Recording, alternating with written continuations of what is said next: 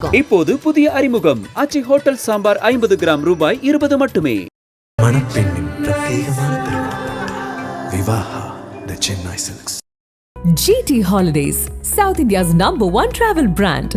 You know you are special when you're with GT Holidays. ரெண்டு பேரும் மிகப்பெரிய தாண்மை கொண்டவர்கள். இந்த சூப்பர் ஈகோ உங்களுக்கும் எனக்கும் தெரிந்த ஒரு சராசரி நபரை பற்றி நம்ம இவ்வளவு நேரம் பேசி ஸ்டிமுலன் அதை சாப்பிடுறாரு, பல நேரங்களில் வெயிட் லாஸ் எடை குறைப்புக்கான மருந்தையும் சாப்பிடுறாரு. அதனால இவர் ரொம்ப வித்தியாசமான ஒருத்தரை பத்தி நம்ம பார்க்கிறோம். சைக்கடெலிக் மஷ்ரூம்ஸ், புலனுணர்வை மாற்றக்கூடிய காளான், கேட்டமைன் ஒரு மன அழுத்தத்துக்கு இருப்பவனுக்கு தர்றது. அவர் அதை 2 வாரத்துக்கு ஒரு தடவை நான் சாப்பிடுறேன் இலான் அப்படின்னு செக் பண்றாரு. இவர் தொடர்பா ஏதாவது அவர்கள் கேலியாகவோ தவறாகவோ ஏதாவது பதிவு பண்ணியிருந்தா அவங்களை எடுக்கணும். பாதி பேரை வேலையிலிருந்து எடுத்துட்டார். இப்போ அவருடைய அரசியல் நிலைப்பாடுகளால டெஸ்லாவுடைய விற்பனை சரிஞ்சிருக்கு. அமெரிக்காவுடைய கடன் ஒரு நாளைக்கு அவங்க கட்டுற வட்டி தொகை மட்டும் $1 பில்லியன் மேல. அதுக்கப்புறம் என்ன சொன்னாரு, நான் இல்லைன்னா நீங்க வென்றிருக்க முடியாதுன்னு. அது ரொம்ப ட்ரம்ப் காயப்படுத்தி, உங்களுக்கு இன்னும் 3.5 வருஷம் தான் இருக்கு, நான் 40 வருஷத்துக்கு மேல இருப்பேன் அப்படின்னாரு. நல்லவரா கேட்டவரா யாருக்கு தெரியும். இப்போ அவருடைய அரசியல் நிலைப்பாடுகளால டெஸ்லாவுடைய விற்பனை சரிஞ்சிருக்கு. அதை விட BYD பெரிய அளவில் சீன BYD முன்னணியில் இருக்குது. இந்த டெஸ்லாவில் இந்த மாதிரி அவர் பண்ணார். அதுக்கப்புறம் அது இப்போ நிறைய பேர் அதை பிடிக்கலன்னெலாம் சொன்ன பிறகு அதை விட்டுட்டார். இப்போ டெஸ்லா அவனுடைய ஒரு மலிவு பதிப்பு இப்போ வரப்போகுது. டெஸ்லா அதுக்கப்புறம் அவர் தானியங்கி கார்கள், ஆட்டோமேட்டட் கார்ஸ், டிரைவர்லெஸ் கார். ஆமாம், டிரைவர்லெஸ் கார்ஸ் அதை அறிமுகப்படுத்துகிறார். அந்த கார்களில் நிறைய சிக்கல் இருக்குது. அதுக்கு அமெரிக்காவில் செக்யூரிட்டிஸ் அண்ட் அவங்க செக்யூரிட்டிஸ் அண்ட் எக்ஸ்சேஞ்ச் கமிஷன் நினைக்கிறேன், அவர்கள் அதை பற்றி ஒரு விசாரணைக்கு எடுத்திருக்காங்க. ஏன்னா இது வரைக்கும் ஒரு 18 விபத்துகள் நடந்திருக்கு. அந்த கார்கள் கார் பார்க்கில், கார்கள் நிறுத்தி இருக்கிற இடத்துல போய் நிறுத்தியிருக்க கார்களோடு இடிச்சிருது. ஸோ அதில் இருக்க பயணிகளுக்கு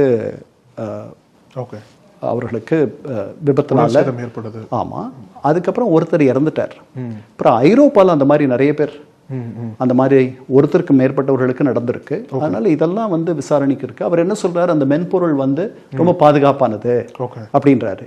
இன்னைக்கு வெய்மோன்னு சொல்லிட்டு ஒரு கார் கம்பெனி அமெரிக்கா, நீங்க பார்த்திருப்பீங்க, அவங்க கலிஃபோர்னியாவில் அந்த மாதிரி நிறைய கார்களை அவர்கள் இயக்குறாங்க. அதே மாதிரி டெக்ஸஸில் இயக்குறாங்க. அந்த கார்களில் பெருசாக இது வரைக்கும் பெரிய அளவில் எந்த தப்பும் நடந்த மாதிரி செய்திகள் வரலை. நான் பார்த்ததில்லை இது வரைக்கும் அந்த மாதிரி ஒரு காரை. நான் அமெரிக்காவுடைய கிழக்கில் மட்டும்தான் நான் இருந்தேன் அந்த கார்கள் அறிமுகப்படுத்தும் பொழுது. பட் அந்த காரில் போன நம்ம ஊரை சேர்ந்தவர்களே சில பேர் இருக்காங்க. நீங்கள் அது டிரைவர் இல்லாதையே அது கார் கதவை திறக்கும், உங்களை அழைச்சிட்டு போகும். ரொம்ப அதனால் விஞ்ஞானம் வளர்ந்துக்கிட்டே இருக்குது. அதை டெஸ்லாவை அந்த மாதிரி அவர் கொண்டு வரணும்னு நினைக்கிறாரு. இடையில நீங்கள் கேட்டீங்க, அந்த டாஜ் பற்றி கேட்டீங்க. ஸோ டாஜில் $2 ட்ரில்லியன் மிச்சப்படுத்தணும்னு சொல்லிட்டு கிட்டத்தட்ட $200 பில்லியன் வரைக்கும் மிச்சப்படுத்துறதா அவர் சொல்கிறார். அதை விட குறைவாக தான் மிச்சப்படுத்தியிருப்பாருன்ட்டு பொதுவான நோக்கர்கள் நினைக்கிறாங்க. ஏன்னா அவர் அதை எப்படி பண்ணார்னா, கொஞ்சம் கூட ஈவிரக்கம் இல்லாத பண்ணார். ஏன்னா அரசு துறையில் வேலை செய்கிற அரசு பணியாளர்களை 20 லட்சம் பேருக்கு அவர் முதல்ல போயிட்டு இந்த அரசு பணியாளர் அலுவலகம்னு இருக்குல்ல, பர்சனல் மேனேஜ்மெண்ட் ஆஃபீஸ், PMOன்னு சொல்லுவாங்க, அரசு பணியாளர் மேலாண்மை அலுவலகம். அந்த அலுவலகத்தில் போயிட்டு அவர்களுடைய தரவுத்தளம் டேட்டாபேஸ் முழுக்க எடுத்துடுறார். இவருடைய ஆட்கள் அதில் போய் எடுத்துடுறாங்க. அதெல்லாம் அத்துமீறி பண்ணுறாங்க. அதுக்கு அவர்களுக்கு உரிமை இருக்கா இல்லையான்னு தெரியறதுக்கு அதெல்லாம் முடிவுக்கு வர முடியாததுக்கு முன்னாடியே இவர்கள் உள்ள நுழைஞ்சு இதை பண்ணுறாங்க. பண்ணி 20 லட்சம் அரசு ஊழியர்களுக்கு நீங்கள் இதோட வேலையை விட்டு விலகிட்டீங்கன்னா உங்களுக்கு இத்தனை மாதம் சம்பளம் தரப்படும், 8 மாதமோ என்னமோ தரப்படும், விலகிடுங்க. எனக்கு தெரிஞ்ச ஒருத்தர் நம்ம ஊரை சேர்ந்தவர் அந்த மாதிரி அந்த திட்டத்தின் கீழ் விலகிறார். அவர் டிபார்ட்மெண்ட் ஆஃப் டிஃபென்ஸ்க்கு வேலை செய்கிறவர், அங்கே பாதுகாப்புத்துறைக்கு. மற்றவர்கள் நீங்கள் விலக வேண்டான்னு முடிவெடுத்தீங்கன்னா நாங்கள் முடிவெடுத்துருவோம், நீங்கள் விலகணுமா வேண்டாமான்ட்டு அதை முடிவு பண்ணிக்கோங்க அப்படின்ட்டு கடிதங்கள். அந்த கடிதங்கள்லாம் எப்படின்னா, இவர் ட்விட்டர் வாங்கின பிறகு என்ன பண்ணார், இவரும் இவருடைய ஊழியர்களும், இவருக்கு விசுவாசமான ஊழியர்கள்லாம் சேர்ந்து ட்விட்டரில் வேலை செய்கிற அத்தனை ஊழியர்களுடைய அவர்களுடைய பதிவுகள் எல்லாம் போய் பார்த்து அதில் இவர் தொடர்பாக இலான் அப்படின்னு செக் பண்ணுறார். ஓகே.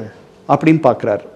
பார்த்து இவர் தொடர்பாக ஏதாவது அவர்கள் வந்து ஒரு நெகட்டிவ் கேலியாகவோ அல்லது வந்து தவறாகவோ ஏதாவது பதிவு பண்ணியிருந்தா அவங்களை எடுத்துணும். பாதி பேரை வேலையிலிருந்து எடுத்துட்டார். ஓகே. அதே மாதிரி அதே தலைப்பில் இந்த கடிதங்கள் 20 லட்சம் அரசு ஊழியர்களுக்கு சென்றது. அதனால் அவருக்கு இதயம் இருக்கானு தெரியல. அது ஒன்று. ரெண்டாவது, USAID, அதாவது அமெரிக்காவினுடைய மனிதாபிமான உதவிகள் எல்லாம் USAID என்ற அந்த கருத்தின் மூலமாகத்தான் அவர்கள் செய்கிறார்கள். உலகம் முழுக்கவே. ஆமாம். அதில் மருத்துவம், படிப்பு, கல்வி, சுகாதாரம், தடுப்பூசிகள், குழந்தை மரணங்கள், இன்ஃபென்ட் மோர்டாலிட்டி, இதெல்லாமே தடுக்கிறதுக்கு அது வந்து பெரிய அளவில் உதவியாக இருந்திருக்கு. பல நல்ல மாற்றங்களை அது கொண்டு வந்திருக்கு. பல பேர் படிக்க போனதுக்கு USAID உதவியாக இருந்திருக்கு. பல குழந்தைகள் ரொம்ப பாதுகாப்பாக மகப்பேறு அடைஞ்சதுக்கும் அதுக்கு காரணமாக இருந்திருக்கு. அப்படிப்பட்ட ஒன்று அடியோடு வெட்டிட்டார். 10,000 பேருக்கு வேலை போயிடுச்சு. அது உலக அளவில் இந்த மனிதாபிமான துறையில் இருக்கக்கூடிய பல பேருக்கு மிகப்பெரிய மன உளைச்சலையும் சஞ்சலத்தையும் சங்கடத்தையும் கொடுத்துச்சு. ஏன்னா அமெரிக்கர்கள் வந்து முன்னோடிகள் இந்த மனிதாபிமான உதவியில். அவர்களுடைய மார்ஷல் ஃபண்டில் தான் ஜெர்மனி மீண்டும் கட்டமைக்கப்பட்டது. அவர்கள் வந்து ஜப்பானுக்கு $7.5 பில்லியன் அந்த காலத்தில் 2ஆம் உலகப் போருக்கு பிறகு கொடுத்ததில் தான் ஜப்பான் மீண்டும் கட்டமைக்கப்பட்டது. அதனால் அந்த ஒரு பெரிய தாராள மனப்பான்மை, அந்த ஒரு மனிதாபிமானம் எதுவுமே இல்லாத ஒரு மனிதராகத்தான் அவர் வந்து ஒரு டெஃப்லான் மனிதராக. ஓகே. ஓகே. அப்படித்தான் எனக்கு தோன்றுகிறார். ஓகே. ஸோ இது டெஸ்லா பார்த்தோம், டோஜ் பார்த்தோம். 4 மாதத்தில் அவர். அப்புறம் ட்ரம்ப்புக்கும் அவருக்கும் ஒரு சிக்கல் வருது. ஏன் வருதுன்னா, இவர் இதை குறைக்கிறதுக்காக அவர் அழைச்சிட்டு வர்றார். அவங்க 2 பேரும் ரொம்ப மை ஃபர்ஸ்ட் பட்டின்லாம் சொல்கிறார். ஆமாம் ஆமாம். அவ்வளவு ரொம்ப சம்மியாக இருக்காங்க. தேர்தலில் பிரச்சாரம்லாம் பண்ணாரு, அவருக்காக பல இடங்கள்ல போய் பேசினாரு. அது எப்போ நடந்துச்சுன்னா, ஜூலையில் வந்து ட்ரம்ப் போன 2024 ஜூலையில் வந்து ட்ரம்ப்பை கொலை செய்வதற்கு ஒரு முயற்சி நடந்த பிறகுதான் முழுமையாக ட்ரம்ப் பக்கம் வராரு. வந்துட்டு அவருடைய கூட்டங்களில் தோன்றுகிறார்.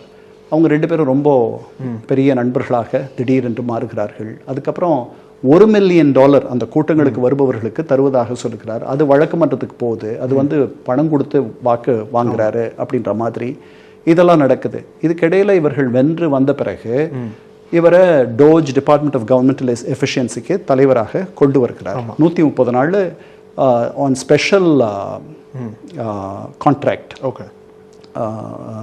ஸ்பெஷல் ஆஃபீஸரோ என்னமோ அதுக்கு பேர், அந்த ஒப்பந்தத்தின் கீழ். அப்புறம் அவர் விலகும் பொழுது, அந்த 130 நாள் முடிஞ்சு விலகும் பொழுது என்ன பண்ணுறாரு, ஒரு சாவி கொடுக்குறார். ஓகே. ஒரு வெள்ளை மாளிகைக்கான சாவியை கொடுத்து ரொம்ப அவரை பாராட்டி அவர் நின்றுட்டே இருப்பார். நீங்கள் பார்க்கலாம் அந்த வீடியோவை. இவர் உட்கார்ந்துருப்பார், ட்ரம்ப் இவர் நின்றுட்டு அப்போ அவர்கள் அந்த பிரிவு உபச்சார பேச்சில் வந்து அவர் மீண்டும் ஒரு வெள்ளை மாளிகைக்கு வந்து வேலை செய்வார்ன்ற மாதிரி ஒரு துணி இருக்கும். இது போறாரு. இதுக்கு இடையில the big and beautiful bill அப்படின்னு சொல்லிட்டு ஒரு பெரிய போர்க் பில்னா ஆங்கிலத்தில் என்ன அர்த்தம் அப்படின்னா, நிறைய உங்களை குளிர்விப்பதற்காக, இங்கே இலவசங்கள்னு சொல்கிறோம் இல்லை, அவங்கள வசப்படுத்துவதற்காக அந்த மாதிரி நிறைய செலவு செய்கிறது. அந்த மாதிரி ஒரு பில். அது வந்து ஒரு 10 ஆண்டுகளில் இன்னும் அமெரிக்காவினுடைய நாட்டு கடனை இன்னும் $2 ட்ரில்லியன் அதிகப்படுத்தும். இப்பவே வந்து அமெரிக்காவினுடைய கடன் ஒரு நாளைக்கு அவங்க கட்டுற வட்டி தொகை மட்டும் இந்த கடன்களுக்கு $1 பில்லியன் மேல, 90,000 கோடி ரூபாய்க்கு மேல ஒரு நாளைக்கு வட்டி தொகையா மட்டும் கட்டுறாங்க. இது பழைய செய்தி. இன்னைக்கு வந்து ஒருவேளை இதை விட அதிகமா இருக்கலாம். $30 ட்ரில்லியன் அவங்களுடைய மொத்த உற்பத்தி திறனான 20 சில்லற ட்ரில்லியன் மாதிரி ஏறக்கூடிய 1.5 மடங்கோ 2 மடங்கோ அமெரிக்காவினுடைய நாட்டு கடன் இருக்கு இன்னைக்கு. இது இன்னும் $2 ட்ரில்லியன் உயர்ந்துடும் இன்னும் 10 ஆண்டுகள்லன்னு சொல்றாங்க. அப்படிலாம் உயராதுன்னு சொல்றாரு ட்ரம்ப். இந்த மசோதா வரும்பொழுது, இந்த சட்ட முன்வடிவை எதிர்த்து இவர் மஸ்க் வந்து தன்னுடைய வலைத்தளத்தில் பதிவு செய்கிறார். இதெல்லாம் வந்து இது ரொம்ப தப்பு அப்படின்னு சொல்லிட்டு பயங்கரமாக எதிர்க்கிறார். இதை எதிர்த்த உடனே ஐ எம் டிசப்பாயிண்டட், நான் ஏமாற்றம் அடைகிறேன். ஏன்னா இதை பற்றிய பேச்செல்லாம் நடக்கும் பொழுதெல்லாம் அவர் கூட இருந்தார். அவர் எதிர்க்கிறதுக்கு காரணம் அவருடைய கார்களுக்கான மானியத்தை நான் எடுத்துட்டேன்றது தான். உடனே அதுக்கு அவர் பதில் போடுறாரு. நீங்கள் இப்போ இன்னைக்கு இருக்கிற குழந்தைகள்லாம் பேசுகிறதெல்லாம் நீங்கள் பார்த்தீங்கன்னா, நான் வந்து உங்களுக்கு ஒரு காரணம் சொல்கிறேன் அல்லது நான் வந்து ஒரு கருத்து சொல்கிறேன், அந்த கருத்தை வந்து உங்களுக்கு வந்துட்டு அந்த கருத்தை கம்ப்ளீட்டாக முழுமையாக நீங்கள் வந்து உதாசீனப்படுத்தணும் அப்படின்னா நீங்கள் சொல்கிற வார்த்தை என்னென்னா வாட் எவர், என்னவோ அப்படி போடுறாரு அவருடைய பதிவு. இந்த மாதிரி நீங்கள் எடுத்துக்கங்க, இந்த மானியமெல்லாம் எனக்கு வேண்டாம். பட்டு என்னன்னா இவரை கொண்டு வந்தது செலவினங்களை குறைக்கிறதுக்காக. இப்ப செலவினங்களை இவர் கூட்டுறார். இது ரொம்ப தப்பு. நாளாவட்டத்தில் அமெரிக்காவினுடைய பொருளாதாரம் மூழ்கிடும், இது ரொம்ப தப்பு, நீங்க இப்படி பண்ணக்கூடாது அப்படின்ட்டு அவர் சொல்றாரு. இது வந்து ஒரு ரொம்ப கருத்தியல் மோதல் மாதிரி இருக்கு. எனக்கு அப்படி தோணலை. அதுக்கு மேல வேற ஏதாவது இருக்கும், நமக்கு சரியா தெரியல என்னன்ட்டு. அதுக்கப்புறம் என்ன சொன்னாரு, நான் இல்லைன்னா நீங்க வென்றிருக்க முடியாதுன்னாரு. அது ரொம்ப ட்ரம்ப் காயப்படுத்திருச்சு. அதுக்கப்புறம் என்ன சொன்னாரு, ட்ரம்ப் உங்களுக்கு இன்னும் 3.5 வருஷம் தான் இருக்கு, நான் 40 வருஷத்துக்கு மேல இருப்பேன் அப்படின்னாரு. அது மாதிரி நிறைய சொன்ன உடனே ட்ரம்ப் வந்து என்ன சொன்னாரு, செலவினங்களை குறைக்கிறதுக்கு ரொம்ப எளிமையான ஒரு வழி இருக்கு. மஸ்குக்கு கொடுத்த ஒப்பந்தங்கள் எல்லாம் நம்ம வந்துட்டு திரும்ப பெற்றுக்கொண்டோம்னா நிறைய பணத்தை மிச்சப்படுத்தலாம் அப்படின்னாரு. உடனே அதுக்கு பதிலாக இவர் என்ன பண்ணாரு, என்னுடைய டிராகன் விண்வெளி கலத்தை நான் வந்து நிறுத்திட போறேன். அதுதான் நாசாவுக்கு ஒப்பந்தத்துல கொடுத்துருக்கு. அதுதான் விண்வெளிக்கு பொருட்களையும் நபர்களையும் கொண்டு போகக்கூடிய ஒண்ணு. அதை விட்டுட்டா நாசாவுக்கு வந்து ஒரு கையறு நிலை வந்துடும். வேற யார்கிட்டயாவது போகணும், ஜெஃப் பெசோஸ் கிட்ட போக வேண்டியிருக்கும், இல்லை வேற யார்கிட்டயாவது போக வேண்டியிருக்கும். ஐரோப்பாவில் அந்த மாதிரி ஒரு விண்வெளி முகவம் ஏஜென்சி இருக்கு, அங்க போக வேண்டியிருக்கும். ஆனால் இவரை நம்பி தான் இவ்வளவு பெரிய ஒரு ஒப்பந்தத்தை ரொம்ப நாளா கொடுத்துருக்காங்க. இவர் தான் வந்து அனுப்ப மேலே போற எல்லா ராக்கெட்டுகளுக்கும் பல முக்கியமான ராக்கெட்டுகள் இவர் அனுப்புறது தான், இவரோட உதவியில போறது தான். அதனால அதை அப்படி சொன்னாரு. அதுக்கப்புறம் அடுத்த நாளே யாரோ வந்து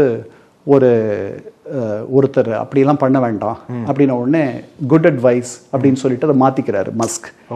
இப்படி அவங்க 2 பேருக்குள்ள வந்து ரொம்ப அவர் வந்து போதைப் பொருள் சாப்பிட்றாரான்னு முன்னாடி கேட்டதுக்கு அதை பத்தி நம்ம பேசணும். கேட்டமைன் அப்படின்ற ஒரு சைக்கடெலிக் மஷ்ரூம்ஸ், அதாவது புலனுணர்வை மாற்றக்கூடிய காளான், அது இதெல்லாமே வந்து செயற்கை மருந்துகள். இந்த கேட்டமைன் வந்து ஒரு மன அழுத்தத்துக்கு இருப்பவனுக்கு தர்றது. அவர் வந்து அதை 2 வாரத்துக்கு ஒரு தடவை நான் சாப்பிட்றேன், மற்றபடி சட்டவிரோதமாக எந்த விதமான போதை மருந்துகளை சாப்பிட்றதுல எனக்கு உடன்பாடு இல்லைன்றார். ஆனால் நியூயார்க் டைம்ஸ் என்ன சொல்லுது, அவர் தினசரி அதை சாப்பிட்றாரு. அவருடைய பெட்டியில, மருந்து பெட்டியில ஆல்டரால்னு சொல்லிட்டு ஒரு ஊக்கி ஸ்டிமுலண்ட் அது இருக்கு, அதை சாப்பிட்றாரு பல நேரங்களில் இந்த மாதிரி. அப்புறம் வந்து அவர் வெயிட் லாஸ், எடை குறைப்புக்கான மருந்தையும் சாப்பிட்றாரு. அதனால இவர் ரொம்ப வித்தியாசமான ஒருத்தரை பத்தி நம்ம பார்க்குறோம். ஒரு ரொம்ப முரணான, அதாவது உங்களுக்கும் எனக்கும் தெரிந்த ஒரு சராசரி நபரை பற்றி நம்ம இவ்வளவு நேரம் பேசலை. இதெல்லாம் அப்போ அங்கே வெள்ள மாளிகையில் அந்த கடைசியாக இருக்கும்போது இந்த கேள்வி கேட்குறாங்க, நியூயார்க் டைம்ஸ் இந்த மாதிரி உங்களை பற்றி நீங்கள் போதை பொருள் சாப்பிட்ற ஆள், போதை மருந்துகள் எடுத்துக்கிற ஆளுன்னு சொல்லுதே அப்படின்ட்டு. உடனே அது இன்டெகிரிட்டி இல்லாத பத்திரிக்கை அப்படின்றார். அதற்கென்று ஒரு மரியாதையோ ஒரு தரமோ அல்லது ஒரு ஒழுங்கோ இல்லாத, ஒழுக்கமோ இல்லாத ஒரு பத்திரிக்கை, நேர்மை இல்லாத பத்திரிக்கை அப்படின்ற மாதிரி சொல்லிட்டு அப்படி சொல்றாரு. New York Times stood by its story. அவர்கள் உறுதியாக இருக்கிறார்கள். நாம் அவருடைய நடத்தைகளெல்லாம் பார்க்கும்போது நமக்கே இவர் வந்து நிதானமாக தான் பேசுகிறாரா இல்லையான்னு நமக்கு தோணும். ட்ரம்ப்பே சொல்லிட்டார், அவர் சாப்பிட்ற மருந்துகளால் தான் அப்படி பேசுகிறாருன்ட்டு ஒரு இடத்துல ரொம்ப கீழே இறங்கி வந்து அடித்தார். ஆனால் 2 பேருமே, இவங்க 2 பேரும் சண்டை போட்டுக்கிட்டா ஒருத்தரை வீழ்த்திடுவாங்க, அது யாருக்கும் நல்லதில்லை. இவங்க 2 பேரும் அதாவது சண்டை போட முடியாத இடத்துல இருக்காங்க. நீங்கள் பார்த்தீங்கன்னா நம்ம தேர்தல்களில் கூட 2 பெரிய தலைவர்கள் ஒரே தொகுதியில் போட்டி போட மாட்டாங்க ஒருத்தரை எதிர்த்து. ஏன்னா அது நல்லதும் கிடையாது அப்படி பண்ணுறதுன்றது. ரொம்ப அத்திப்பூத்த மாதிரி தான் அது நடக்கும். மற்ற இடங்களில் பொதுவாக வந்து 2ஆம் கட்ட தலைவர்கள் போட்டி போடுறது நடக்கலாம், அப்படித்தான் நடக்கும். அதே மாதிரி தான் ஒரு பேசப்படாத ஒரு ஒப்பந்தமாக நான் உங்களை பகைச்சிக்கிறதும் நீங்கள் என்ன பகைச்சிக்கிறதுன்றது வந்து ஒரு அளவுக்கு மேலே நடக்காது. ஏன்னா நாம் 2 பேரும் மிகப்பெரிய சக்திகள். என்கிட்ட அரசு இருக்கு, உங்ககிட்ட பெரிய செல்வம் இருக்கு. அதனால உங்களை பின்பற்றுபவர்கள் நிறைய பேர் இருக்காங்க. இந்த 2 பேரும் ஒருத்தர் அழிச்சிக்க வேண்டான்ற எண்ணம் இருக்கும். அதனால அவர்கள் விலகி விட்டார்கள். ஆனால் முன்ன இருந்த உறவு இருக்காது அப்படின்றது தான் என்னுடைய எண்ணம். இந்த ட்ரம்ப்புக்கும் மஸ்குக்கும் ஒரு உறவை பத்தி பேசும்போது சார், இந்த 2 பேர்களுக்குள்ள என்ன ஒற்றுமை என்ன வேற்றுமை இருக்குன்னு பாக்குறீங்க? 2 பேரும் மிகப்பெரிய தாண்மை கொண்டவர்கள். இந்த சூப்பர் ஈகோ, அதுதான் தாண்மைன்னு சொன்னேன் நான். அவர்கள் 2 பேரும் உலகத்திலேயே 2 மிகப்பெரிய தாண்மை கொண்டவர்கள்னா அவங்க 2 பேரும் தான். 2 பேரும் அவர்களுடைய பார்வையில் சாதனையாளர்கள், தோல்வியாளர்கள். எனக்கு தெரிஞ்சு 5 முறையோ 6 முறையோ வந்து திவால் நோட்டீஸ் கொடுத்தவர் ட்ரம்ப். ஓகே. ஆமாம். ஆனால் அதிலிருந்து மீண்டு வந்து இன்னைக்கு வெள்ள மாளிகையில் 2 தடவை வந்துட்டார். 80 வயசு ஆக போகுது அவருக்கு. அதே மாதிரி மஸ்கும் பல தோல்விகள். அவர் வந்து நான் மிகப்பெரிய மன அழுத்தத்திலும் மிக உயர்வான பறக்கும் எண்ணங்களிலும் எப்பவும் தொடர்ந்து அன்ரிலண்டிங் ஸ்ட்ரெஸ், இடைவிடாத என்னை விட்டு அகலாத அழுத்தத்திலும் நான் எப்போதும் இருக்கிறேன் அப்படின்லாம் சொல்றாரு. ஓகே. அதனால் அவர்கள் 2 பேருக்கும் உள்ள ஒற்றுமை வந்து 2 பேரும் பெரிய அச்சீவர்ஸ் அட் ஒன் லெவல். 2 பேருக்கும் இதேமே இருக்கான்னு நமக்கு தெரியல சில நேரங்களில் அவங்க நடந்துக்கிறத பார்த்தா. மூன்றாவதாக அவர்கள் 2 பேருமே வந்து மனசில் இருக்கிறத ஒரு அளவுக்கு வெளியில் சொல்லக்கூடிய ஆட்களாக இருக்காங்க. அவர்களுக்குள்ள உள்ள வேற்றுமைன்னு நம்ம எடுத்துக்கிட்டோம் அப்படின்னா வந்து ட்ரம்ப் வந்து மஸ்கை விட மற்றவர்களோட இன்னும் கொஞ்சம் நல்லபடியாக பழகக்கூடிய அளவுக்கு நீங்கள் உங்களுக்கு ஒன்றா அப்படி பழகக்கூடிய ஒரு வல்லமை பெற்றவர்னு நான் நினைக்கிறேன். தெரியல, நீங்க ஜெலன்ஸ்கி அவர் நடத்தின விதம்லாம் பார்த்தீங்கன்னா, மடுரோ அவர் பிடிச்சிட்டு வந்ததெல்லாம் பார்த்தீங்கன்னா அப்படிலாம் தெரியல அவர் பேசுறது வைக்கிறதெல்லாம். ஆனால் மஸ்கை ஒப்பிடும் பொழுது அவரை விட, ஏன்னா இவருக்கு ஆஸ்பர்கஸ் சிண்ட்ரோம் இருக்கு, அவருக்கு அந்த மாதிரி எதுவும் இல்லை. அவர் நிறைய நல்லா பழகிறாரு, நிறைய பேரை பகச்சுக்கிறாரு. ஆனால் அதே அளவுக்கு நிறைய பேர் நண்பர்களாகவும் வைத்திருக்கிறார். அதுதான் வேற்றுமைன்னு நான் நினைக்கிறேன். Okay sir. இந்த மஸ்கை வந்து இந்த பணக்கார உலகம் இருக்குல்ல சார், பில் கேட்ஸ், அப்புறம் வந்து வாரன் பஃபெட், ஜெஃப் பெசோஸ், இவங்கள எப்படி சார் பார்க்குறாங்க? ஏன்னா திடீர்னு ஒரு அசூர வளர்ச்சி மஸ்குக்கு வருது, நம்மளெல்லாம் தாண்டி எங்கேயோ போயிட்டாரு அப்படின்னு பார்க்குற அந்த பார்வை இருக்குல்ல சார், எப்படி இவங்கெல்லாம்? எனக்கு சரியா தெரியல, நான் அவர்கள் சொன்ன எதையும் நான் பார்க்கல. அவர்கள் வியப்பார்கள், ஒரு பக்கம் வியப்பார்கள். அவங்கெல்லாம் வாரன் பஃபெட்லாம் அவருடைய வாழ்க்கை ரொம்ப டிசிப்ளின்டான ஒரு ஒழுங்கான வாழ்க்கை. அவர்கள் வந்து ஒரு நிச்சயிக்கப்பட்ட வாழ்க்கை. அவர் எப்போ எழுந்துப்பார், எப்போ வேலைக்கு போவார், எப்போ வீட்டில் இருப்பார், என்ன சாப்பிடுவார், இதெல்லாம் வந்து தீர்மானிக்கப்பட்டது. அந்த ஒழுங்குக்கும் அந்த கட்டுப்பாட்டுக்கும் கிடைத்த வெற்றி தான். அப்புறம் அவங்களுடைய அறிவு, அவங்களுடைய ஏன்னா அது மாதிரி. அதே மாதிரி தான் பில் கேட்ஸும், அவர்களுக்கு கொஞ்சம் அதிர்ஷ்டமும் வந்திருக்கலாம். ஆனால் இது எதுக்கும் எந்த விதமான சூத்திரத்திற்கும் கட்டுப்படாமல் ரொம்ப வித்தியாசமான உலகத்தினுடைய மிகப்பெரிய செல்வந்தராக நேற்று ஒரு 20 ஆண்டுகளுக்கு முன்பு வரை நமக்கு யாருன்னே தெரியாத ஈலான் மஸ்க் என்று உயர்ந்திருப்பது என்பது உலக அதிசயங்களில் ஒன்று அப்படின்னு தான் நான் நினைக்கிறேன். சார், இன்னும் 2 கேள்விகள் ஒரே வார்த்தையில் பதில் சொல்லிடலாம் சார். 2028 நடக்கக்கூடிய அமெரிக்க அதிபர் தேர்தலில் மஸ்க் போட்டி போடுவார், உங்களோட பார்வை? மாட்டார். இறுதியில் நாயன் பட பணியில் கேட்கணும் அப்படின்னா மஸ்க் வந்து நல்லவரா கெட்டவரா? யாருக்கு தெரியும், தெரியல. சரி சார், ரொம்ப நன்றி சார். உண்மையிலே இந்த தகவல் வந்து எல்லாத்துக்கும் ஒரு நல்ல இன்ஃபர்மேட்டிவா இருந்தது. நிச்சயமா எல்லாரும் வச்சு பார்ப்பாங்கன்னு நினைக்கிறேன் சார். ரொம்ப நன்றி சார். நக்கீரன் டிவிக்கு சப்ஸ்கிரைப் செய்யுங்கள். உங்கள் ஆதரவே எங்கள் பலம். ஆசிரியர்களுக்கு நண்பனாகவும் மாணவர்களுக்கு ஆசானாகவும் திகழும் தேர்வு வழிகாட்டி. ஒவ்வொரு பாடத்திற்கும் அனுபவமிக்க ஆசிரியர்களின் துல்லியமான தெளிவான விடைகள். CNC இருக்கு, தேர்வு பயம் எதற்கு? இது தீரன் பப்ளிஷிங் ஹவுஸ் விற்பனை வெளியீடு.